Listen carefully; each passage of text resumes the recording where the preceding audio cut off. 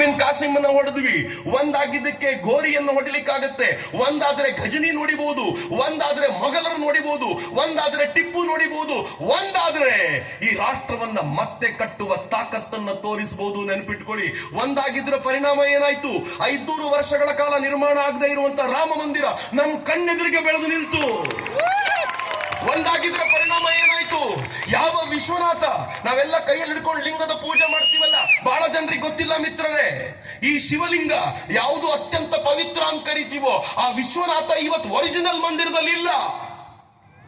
ಅವನ ಒರಿಜಿನಲ್ ಮಂದಿರದ ಕಡೆಗೆ ಇವತ್ತಿಗೂ ಆ ನಂದಿ ತಿರ್ಕೊಂಡು ಕೂತ್ಕೊಂಡು ನೋಡ್ತಿದೆ. ನನ್ನ ಬಾಸ್ ಅಲ್ಲಿದ್ದಾರೆ ಕಣ್ರು, ನೀವೆಲ್ಲ ಇಲ್ಲಿ ಪೂಜೆ ಮಾಡ್ತಿದ್ದೀರಾ, ನನ್ನ ಬಾಸ್ ಅನ್ನು ಬಿಡಿಸ್ಕೊಡುವ ತಾಕತ್ತು ನೀವೆಲ್ಲರೂ ಒಂದಾದ್ರೆ ಮಾತ್ರ ಸಿಗುತ್ತೆ ಅಂತ ನಮಗೆ ನಂದಿ ಚಾಲೆಂಜ್ ಮಾಡ್ತಿದೆ. ಒಂದಾಗಲ್ವಾ ಇನ್ನು? ಮಿತ್ರ, ಕೃಷ್ಣ ಮಥುರಾದಲ್ಲಿ ಇನ್ನೂ ಬಂದಿಯಾಗಿದ್ದಾನೆ, ಬಿಡಿಸೋದಿಲ್ವಾ? ನಾವು ಒಂದಾದ್ರೆ ರಾಮ ಮಂದಿರ ಆಗತ್ತೆ ಅಂತಂದ್ರೆ ಒಂದಾಗಿ ನಿಂತ್ರೆ ಕೃಷ್ಣ ಮಂದಿರವೂ ಆಗ್ಲೇಬೇಕು. ಅದ ಹೆಂಗ ಆಗೋದಿಲ್ಲ ನೋಡೇ ಬಿಡೋಣ. ಆದ್ರೆ ಇಲ್ಲಿಗೆ ಮುಗುದಿಲ್ಲ.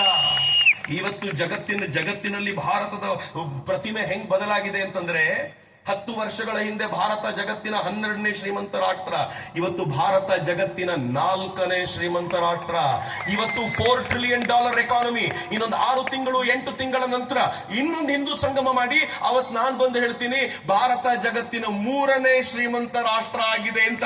ಬಹಳ ದೂರ ಇಲ್ಲ, ಅಮೆರಿಕ ಚೀನಾ ಬಿಟ್ರೆ ನೆಕ್ಸ್ಟ್ ಶ್ರೀಮಂತ ರಾಷ್ಟ್ರ ಭಾರತ. ಸದ್ಯದಲ್ಲೇ ಆಗ್ತೀವಿ. ಭಾರತದ ಹತ್ರ ಇವತ್ತು $700 ಬಿಲಿಯನ್ ನಷ್ಟು ನಮ್ಮ ಹತ್ರ ಫಾರೆಕ್ಸ್ ರಿಸರ್ವ್ ಇದೆ. ಇವತ್ತು ಭಾರತದ ಸಾಮರ್ಥ್ಯ ಹೆಂಗಿದೆ? ಜಗತ್ನಲ್ಲಿ ಮೊಹಮ್ಮದ್ ಬಿನ್ ತುಘಲಕ್ ಒಬ್ಬ ಇದ್ದಾನೆ, ಹುಚ್ಚುದರೆ, ಡೊನಾಲ್ಡ್ ಟ್ರಂಪ್ ಅಂತ ಕರೀತಾರ, ಹೊಸ ಹೆಸರು. ಅವನು ಬೆಳಗ್ಗೆ ತಿಂಡಿ ತಿನ್ನುವಾಗ 25% ಟ್ಯಾರಿಫ್ ಅಂದ, ಮಧ್ಯಾಹ್ನ ಊಟಕ್ಕೆ ಹೋಗುವಾಗ 50 ಅಂದ, ರಾತ್ರಿ ಮಲಗುವಾಗ 500% ಅಂದ. ಭಾರತ ಏನಂತ ಗೊತ್ತಾ? ಹೋಗಲೇ ಅಂತ. ನಾವು ಫಾರಿನ್ ಟ್ರೇಡ್ ಅಗ್ರಿಮೆಂಟ್ ಮಾಡ್ಕೊಂಡ್ವಿ. ಯಾರ ಜೊತೆ? ಆಸ್ಟ್ರೇಲಿಯಾ ಜೊತೆ, ನ್ಯೂಜಿಲೆಂಡ್ ಜೊತೆ, ಇಂಗ್ಲೆಂಡ್ ಜೊತೆ.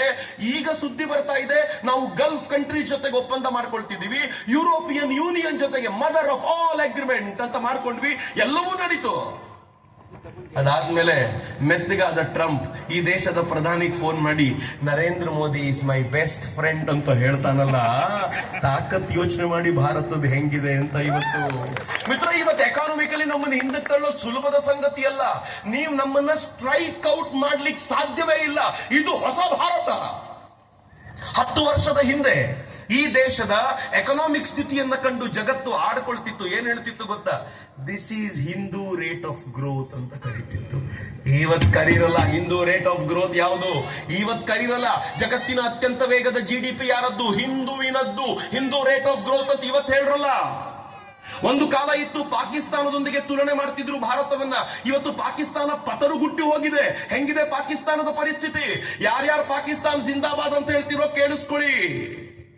16 ದಿನದಲ್ಲಿ ಪಾಕಿಸ್ತಾನವನ್ನ ಸೋಲಿಸಿದ್ವಿ.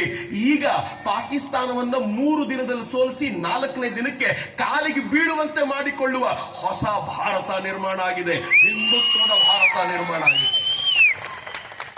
ಇವತ್ತಿನ ಭಾರತ ಸಾಮಾನ್ಯವಾದ ಭಾರತ ಅಲ್ಲ ಮಿತ್ರರೇ. ಎಂತ ಭಾರತ ಗೊತ್ತೇನು? 400 ಕಿಲೋಮೀಟರ್ ದೂರ ಕೂತ್ಕೊಂಡು, 400 ಕಿಲೋಮೀಟರ್ ದೂರ ಕೂತ್ಕೊಂಡು ಪಾಕಿಸ್ತಾನದ ಯಾವುದೋ ಒಂದು ಮರ್ಕಜ್ನ ಇಂಥ ಡೂಮ್ನ ಮೇಲೆ ನಮ್ಮ ಬಾಂಬ್ ಬೀಳಬೇಕು ಅಂದ್ರೆ ಎಕ್ಸಾಕ್ಟ್ ಜಾಗದ ಮೇಲೆ ಬೀಳಿಸಬಲ್ಲಂತ ಟೆಕ್ನಾಲಜಿ ಇವತ್ತು ನಮ್ಮ ಹತ್ರ ಇದೆ. ಆರ್ಡಿನರಿ ಅಲ್ಲ ಭಾರತ.